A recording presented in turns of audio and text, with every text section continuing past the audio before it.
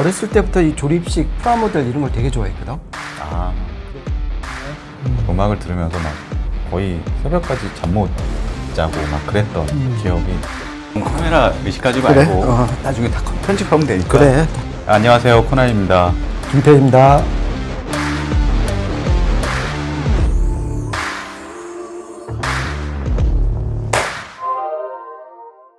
네, 안녕하세요. 코난과 김편의 오디오 월드입니다.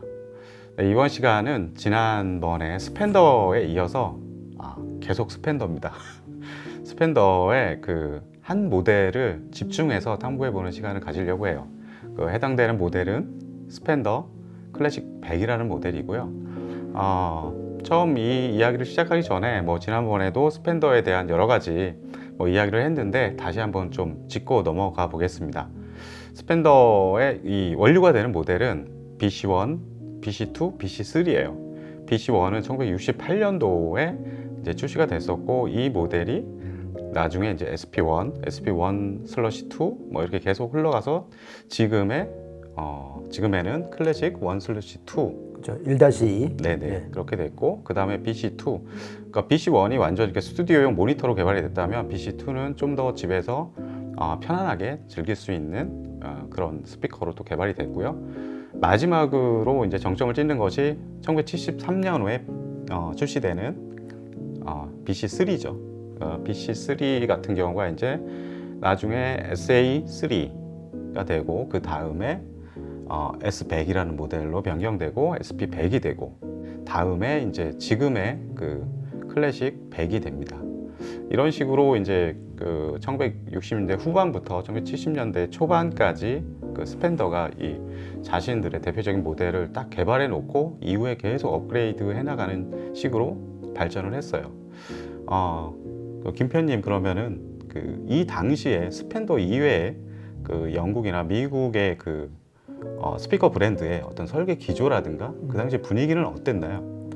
그러니까 잘 아시는 대로, 그러니까 50년대부터 60년대, 그러니까 구체적으로 말하면은 67년까지. 네, 이때는 이제 그러니까 영국에서는 이제 탄노이가 완전 그 맹주 그랬었죠. 역할을 이제 자처를 했고, 그 구체적 사례가 뭐냐면 1947년에 처음 나온 네. 그 모니터 블랙 동축 듀얼 컨센트릭, 거기서부터 시작을 해갖고 이제 모니터 실버, 그 15인치 모니터 실버를 채택한 그 유명한 스피커가 네. 오토그래프. 예. 그리고 물론 이제 15인치도 있었고 12인치도 있었고 10인치도 있었는데, 가장 유명했던 거는 15인치 모니터 실버를 채택한 오토그래프. 그래서 모니터 블랙이 47년, 그 다음에 모니터 실버가 53년, 네. 그 다음에 모니터 레드가 63년, 그 다음에 모니터 골드가 이제 저랑 생년이 똑같은 네. 1967년인데, 네. 사실상 모니터 골드부터는 약간 탄노이의 동축이 약간 조금 유명세가 약해지는 그런 시기였고, 대신 이제 미국과 이제 북미 쪽에서 이제 JBL이 그 431이라든지 그게 그렇죠. 이제 70년대부터 본격적으로 이제 그 이름을 날리기 시작하는 그런 지금 영국과 미국의 분위기가 대충 그렇다고 보시면 될 것 같습니다. 네. 저는 이게 자료를 좀 찾아보다 보니까 70년대 초반에 그 탄노이의 랑카스터 그 캐비닛에다가 모니터 골드를 장착해가지고 그 모니터 스피커가 있는데, 그게 에비로드, 그 당시에 에비로드 2 스튜디오에 납품이 됐다고 그래요. 그래가지고 핑크플로이드의 다크사이드 오브 더 문 그거를 제작할 때 이 그 스피커를 이제 모니터로 사용하고 그랬다고 합니다. 그러니까 옛날 잡지들 보면은 그 네. 핑크 플로이드 멤버들 모여갖고 네, 그 랑카스터 스피커 앞에서 기념사진 찍은 게 있거든. 그렇죠. 그거 보면은 역시 탄노이 네, 그 유사하는 그 헤리티지는 정말 그렇죠. 우리가 사실 오디오 테스트용으로 다크사이드 오브 더 문 많이 듣잖아. 네네. 거기에도 이제 남아있다고 볼 수가 있지. 그렇죠. 그 당시에 보면은 그 여러 가지 그 당시에 탄노이도 있었고, 그다음에 와피데일도 그 당시에는 엄청나게 큰 회사였어요, 사실.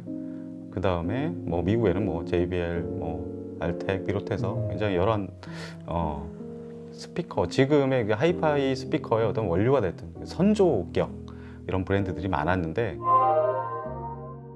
70년대 이제 초반부터의 스펜더는 영국 그 스피커 씬에서 상당히 유독 빛났던 것 같아요.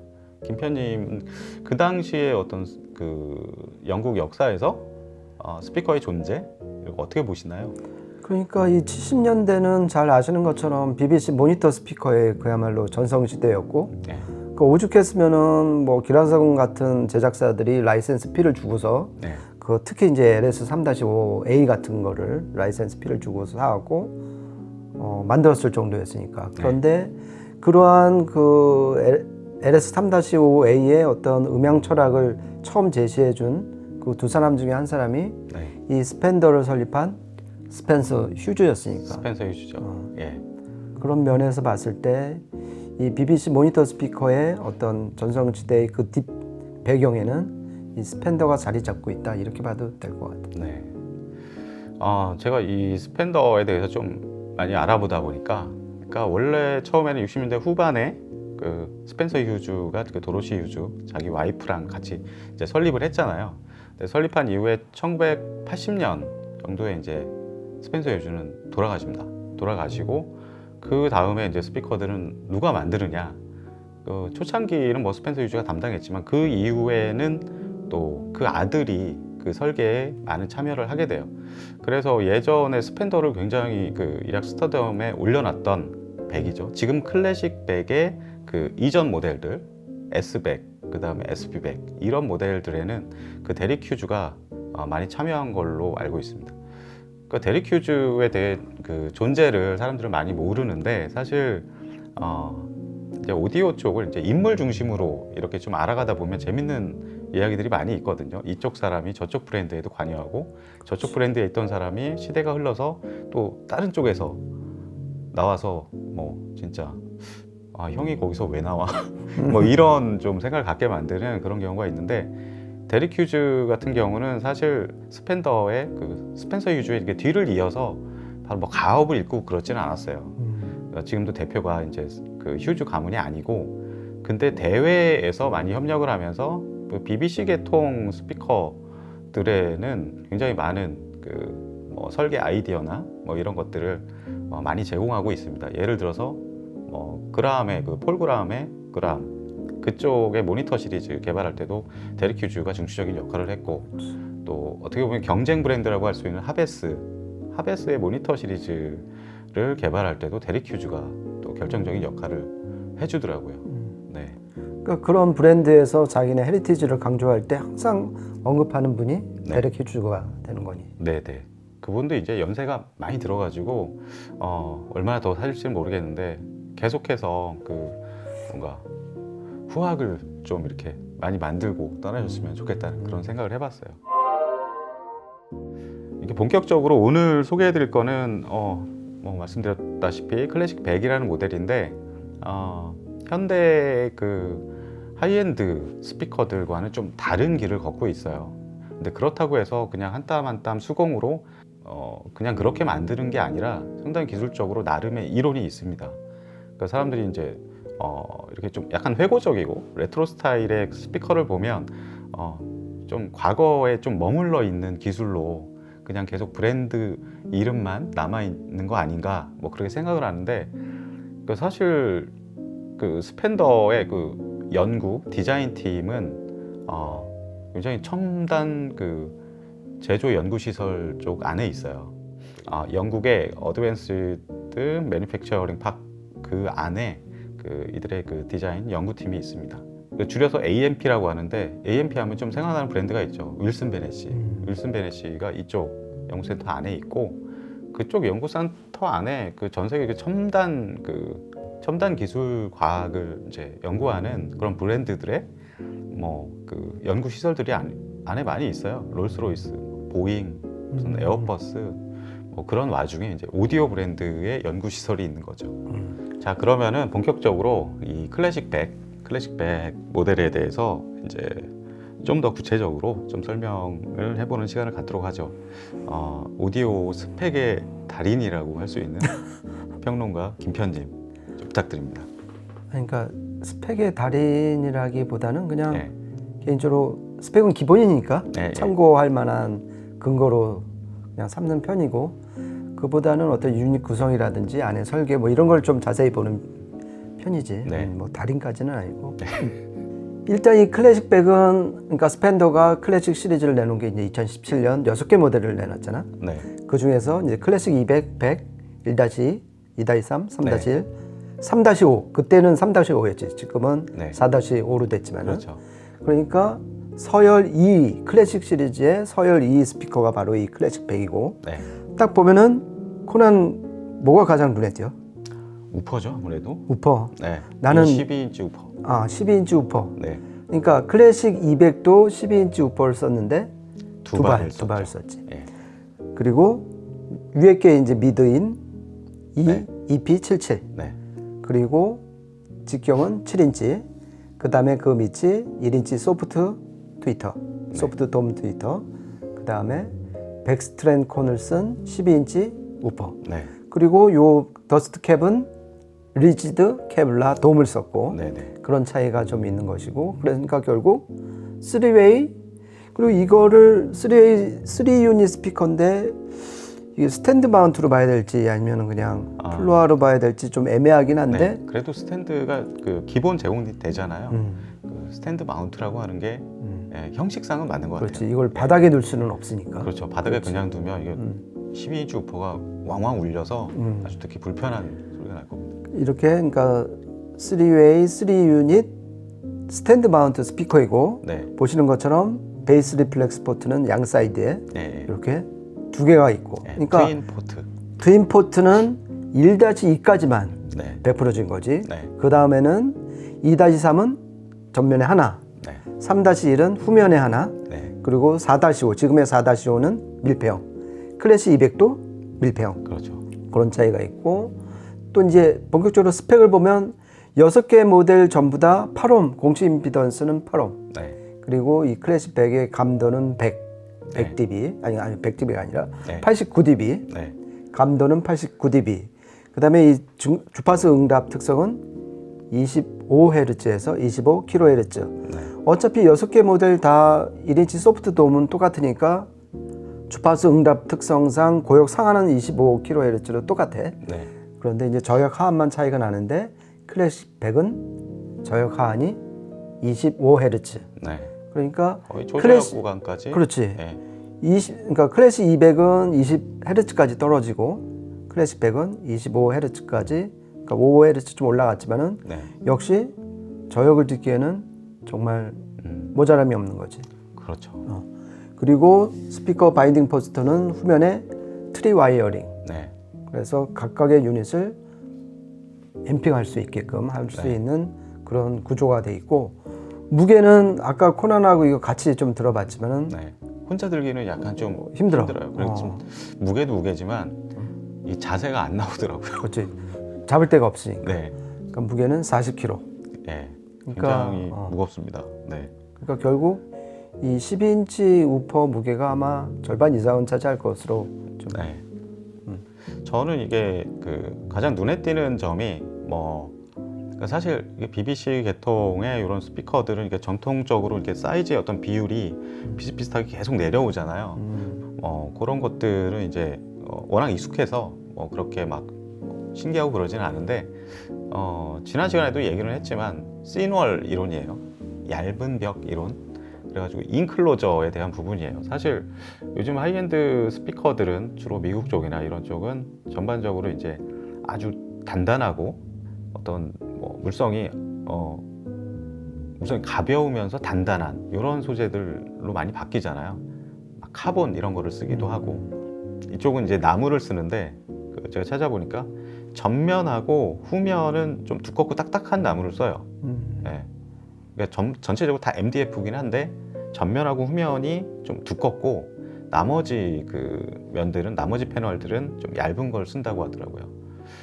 그래서 보면은 이런 부분에 대해서는 이게 자체적인 이론은 있는데 그게 아주 그 상세하게 나온 어떤 뭐 화이트 페이퍼나 이런 걸 본 적이 없거든요. 김 편님이 이 부분에 대해서 조금만 더 아시는 게 있으면 좀 그러니까 이 전면 패널 같은 경우는 유닛 세 개를 잡아줘야 되니까 잡아줘야 되니까. 다른 거보다는 두꺼울 수밖에 없는 것이고, 그다음에 이 측면 요 그러니까 네 개면은 예. 그러니까 이 역시 그러니까 BBC 또 모니터 스피커 이런 시널 이론이 또 나오는 거지. 네네. 그러니까 공진 주파수를 최대한 이 사람귀가 민감한 중형대 밑으로 내린다. 예, 예. 그러니까 지금 이 클래식 100의 경우 주파 그러니까 크로스오버가 490Hz하고 3.6kHz거든. 네. 그러니까 이 7인치 미드가 하는 커버하는 커버리지가 상당히 넓다고. 상당히 높죠. 490에서 예. 3,600이니까. 거의 음색에 대한 부분들은 거의 미드레인지가 미드가, 다 커버한다고 봐도 될 것 같아요. 그러니까 그 핵심 중역대를 예. 건드리지 않게끔 오히려 그 공진, 그러니까 인클로저의 공진 주파수를 상당히 낮춰버린 거지. 네. 그 핵심이 시널 이론이 되는 거지. 예. 이쪽도 그냥 그 해외 뭐 인터뷰나 뭐 이런 것들을 보니까 그 사실 그 BBC 계통의 뭐 스펜더, 하베스 이런 스피커들 보면 전반적으로 통울림이 있고 뭐 국내에선 그 사용자들은 통울림이 있고 뭐 그런 부분들이 좋다. 뭐 그것도 맞는 얘기인데 솔직히 설계자 입장에서는 이들도 여러 가지 그 진동이나 이런 부분들에 대해서 각 그들만의 또 이론을 가지고 만들고 있더라고요. 그러니까 사실 이 에너지를 응축해서 가지고 있지 않고 그러니까 자연스럽게 밖으로 그렇지. 분출시키는 그런 그 설계 이념을 가지고 만든 걸로 보여요. 그러니까 어떻게 보면 통울림이라는 거는 좀 왜곡된 용어일 수도 있어. 왜냐면 맞아요. 통울림이 잘 들린다는 느낌이잖아. 근데 예. 그게 아니라 오히려 통울림을 적극적으로 활용을 해서 그 주파수를 낮춤으로써 더 안 들리는 공진을 만들어냈다. 네. 그렇게 봐야 될 거야. 그러니까 이 사람 귀에는 이러한 그 시널 인클로저가 더 안 들린다. 그런 통울림 소리가. 네. 그렇게 보는 게 옳을 것 같아. 네. 그리고 뒤에 이제 바인딩 포스 같은 경우는 보니까 이제 WBT 쓰고 있고 그 공칭 임피던스는 8ohm이죠. 네. 그리고 그 능률은 지금 89dB. 89dB로 이게 사이즈에 비하면은 그렇게 높은 음압은 아니에요. 그렇지. 네. 그래서 저희가 지난번에도 뭐 시모디오랑 뭐 자디스 이렇게 뭐 매칭을 해봤는데 사실 옛날에는 이거의 구형들 있잖아요. S100, SP100 이런 것들은 사람들이 굉장히 다양한 막 매칭을 시도하고 그걸 가지고 서로 막 토론을 하고 뭐 그랬었는데 사실 뭐 시모디오도 그렇고 자디스도 그렇고 스피커를 드라이빙하는 12인치 드라이빙하는 능력은 상당히 출중했던 것 같아요. 네. 그러면은 지난번에도 저희가 이제 뭐 다른 앰프들이랑 이제 매칭을 해봤는데 이번 시간에는 이제 저희 전용 이제 청음실에 왔으니까 저희 청음실에서 실제 또 들어보고 클래식 100만을 가지고 좀 집중적인 청음 시간을 갖는 걸로 하겠습니다. 그러니까 이번 클래식 100이 참 개인적으로 의미가 깊은 게 이 시청실을 쓴 지가 한 1년이 되었는데 처음 들어온 12인치 우퍼이고 의미가 깊네요. 그렇지. 사실 이 12인치 우퍼 운영하기는 그렇게 쉽지 않거든. 그러니까 예를 들어서 JBL 4312G 같은 경우나 아니면 탄노이의 뭐 GRF 이런 게 이제 다 12인치고 그리고 또 예전에 매트릭스 그러니까 BMW 매트릭스 그 외눈박이 있죠. 801. 그렇죠. 지금 801 D4 말고 예전 801이 다 12인치였거든. 그렇죠. 그게 쉽지가 않아. 일단 저음이 이 양이 상당하기 때문에 웬만한 공간에서는 그게 이제 이 스탠딩 웨이브 정제파를 또 일으키고 그리고 그 자석에 얼마나 많은 전류가 또 흘러야 되겠어. 12인치 그 진동파를 움직이려면. 그렇죠. 그리고 대부분이 3웨이이기 때문에 앰프 매칭을 정말 잘 해야 되거든. 이제 다음 편에 좀 음질이나 이제 전체적인 퍼포먼스에 대해서 좀 더 구체적으로 얘기를 할 텐데 이게 12인치 이 규격은 1970년대 먼저 이렇게 나온 거잖아요. 사실 그 당시에는 12인치라면 어떤 중형기 정도의 어떤 표준이랄까요? 그 정도 좀 의상을 가진 거였고 사실 이렇게 우퍼가 큰 것들은 요즘에는 아주 대형기 아닌 경우에는 많이 안 쓰죠. 그렇지. 예. 그러니까 801 지금 D4 새로 나온 것만 네, 해도 네, 가장 플래그십 모델이 10인치를 쓰거든. 네, 그렇죠. 그러니까 사실 12인치까지 그 당시에 썼던 거는 사실 대부분이 페이퍼 우퍼였고, 그리고 그 당시에는 그 우퍼의 어떤 저 진동판의 면적이 커야 좀 더 낮은 저역까지 그래도 낼 수 있었던 그렇지. 그런 상황이었고, 그러니까 유닛의 어떤 그 당시에는 그 완성도가 지금하고 비교하면은 뭐 엄청 차이가 많이 나죠. 앰프 같은 경우도 뭐 10와트 내외 뭐 이런 앰프들도 많았었고, 그러니까 지금은 뭐 몇백 와트의 앰프들도 많이 나오지만, 그래서 요즘 스피커하고는 좀 달라요. 사실 요즘 스피커들은 그러니까 유닛이 굉장히 마그넷이나 보이스 코일 이런 것들이 굉장히 강화되면서, 그리고 진동판 자체도 이제 페이퍼 이런 게 아니라 뭐 카본이니 뭐 그래핀 굉장히 다양하게 쓰면서 이게 작은 유닛, 작은 구경의 유닛에서도 아주 낮은 막 저역까지 막 나오고 그러잖아요. 근데 스펜더 같은 경우는 유닛 자체가 계속 발전을 했지만 여전히 12인치를 좀 여전히 구사하고 있고, 그래서 이런 그 현대 하이엔드 쪽하고는 좀 다른 편에 있는 그런 설계의 기조를 유지하고 있는 편인데, 실질적으로 이렇게 어떤 매칭과 음질이 어떨지 다음 편에 더 살펴보도록 하죠. 예. 김 편님 좀 더 하고 싶은 말씀 있으신가요? 아니, 지금 코난이 너무 핵심을 예. 잘 짚어줘갖고 네. 난 빨리 네. 이제 앰프와 매칭을 해갖고 네. 이 클래식 100 소리가 과연 내가 개인적으로 좋아하는 1-2와는 네. 어떤 좀 다른 레벨의 소리를 들려줄지 네. 되게 설레고 지금 아주 빨리 들어보고 네. 좀 싶은 빨리 상황입니다. 들어보러 가죠. 네, 1부는 여기까지 마치고요. 저희는 다음 시간에 스펜더 2부로 넘어가겠습니다. 지금까지 코난과 김편의 오디오 월드였습니다. 감사합니다. 감사합니다.